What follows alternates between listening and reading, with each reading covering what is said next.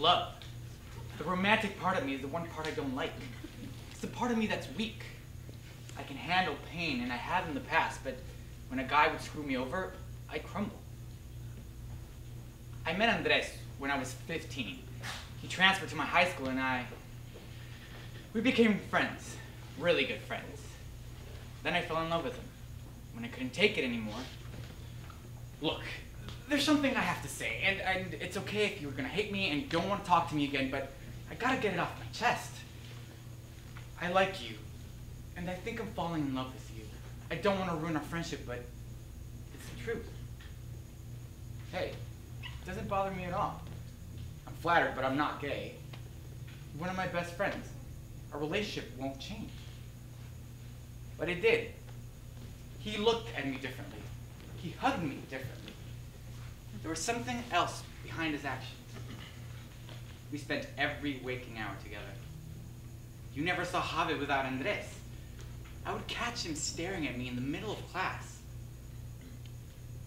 Eventually, he stopped dating, so did I, because he got super jealous. It seemed that all he wanted was me. We were really dating. The emotional relationship was there, but not the physical. 2.5 years went by, and our relationship grew stronger, but it never moved forward. The last time I asked him if he would give me a chance, it was New Year's, and a few minutes before midnight. Fuser, I know this is a lot to ask, but you can't deny there's something here. You can't deny this. And I'm so in love with you. Can you give me a chance? He was quiet for a few seconds, and all he could say was, I'm not gay. I was so tired of banging myself against the wall. He didn't deny it, but he wouldn't say it back. I physically felt my heart break because no matter how much I loved him, it was never going to happen. Loving him so much was killing me. As hard as it was, I had to let him go and move on, just to bump into Gonzalo. Same exact story. This kind of guy became my type. I know it's fucked up, but it's how I learned to love. Nobody else moved me or interested me enough to make an effort. Others were assholes. So I would try and try. And with me being horny all the time, I also tried sex. See, it hit me that love wasn't going to happen anytime soon. So I decided to enjoy other things in life.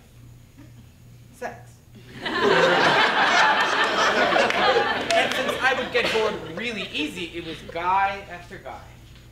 What's my type, you ask? Men. Men is my type.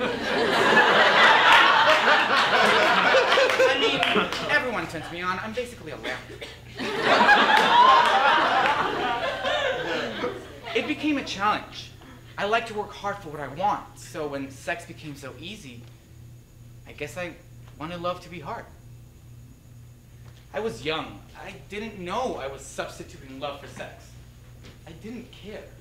All my friends had boyfriends and girlfriends, and I had myself. There's only so much you can accomplish alone, and hugging yourself is just sick. It's the loneliness. People cope in different ways. Some people do drugs, others do alcohol. I had sex. See, I would get depressed and sleep with someone to really make myself feel like shit. Just to feel something. The only good it brought me is that I'm very good at it.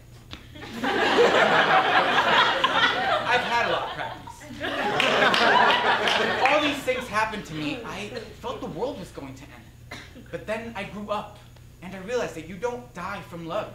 It's not a big deal, because I had people around me who had lost their parents, their friends, their family, their children. So being screwed by an asshole wasn't important. I stopped caring. The problem was that at this point, I had already fucked myself into cynicism. When the Beatles said, all you need is love, I thought the Beatles were seriously deluded. Here in America, I think things are going to be different. I'm on Hollywood Boulevard, and this cute guy approaches me. Would you like a free stress test? No, thank you. It's free. We're just going to measure your levels of look. You don't even like me. I'm gay. Maybe you're just confused. Bitch, I am not confused. I have tried enough penis in my life to know that I am not confused. Fucking Scientologist. I mean, what a way to ruin a guy's hopes and dreams, you know? Then I did it, Andrew, who was fucking 6 other people while he was doing me.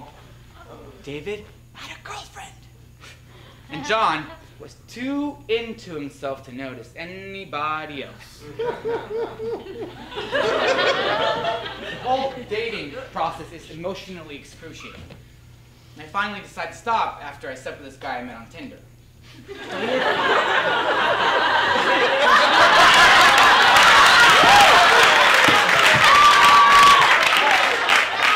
After we were done doing what we were doing, he asked, "Hey, is 200 okay?" Oh. Okay, for what? For, you know.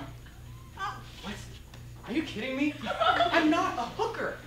I was so pissed off and offended, I just took the 200 and stormed out.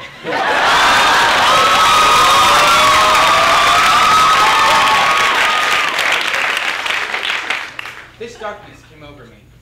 I put my health at risk. I stopped appreciating things in life and I started to lose sense of where I was going. I went through all the relationships, the men and the sex, and for years now I've been digging this huge dark hole that I have dug with my own hands. Every screw-up, failed attempt, and with how self-destructive I am, I just kept digging deeper and deeper.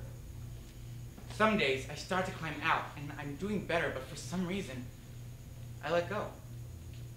All the shit I put myself through has finally caught up to me. I'm all broken inside and I don't know how to fix myself. All I've been trying to do all these years was find love. I just didn't know how to go about it. I still don't. Nobody teaches us how to find love. The closest thing we have are movies, and we all know that shit ain't real. If I ever find a man who will never let go as he sinks down into the ocean, or tell me, "It still ain't over, pick me up and kiss me under the rain," I'm gonna marry that fucker. My darkness made me realize one thing. Love doesn't necessarily come from a significant other. In these times of loneliness, my friends and family showed me that I may be single, but I'm never alone.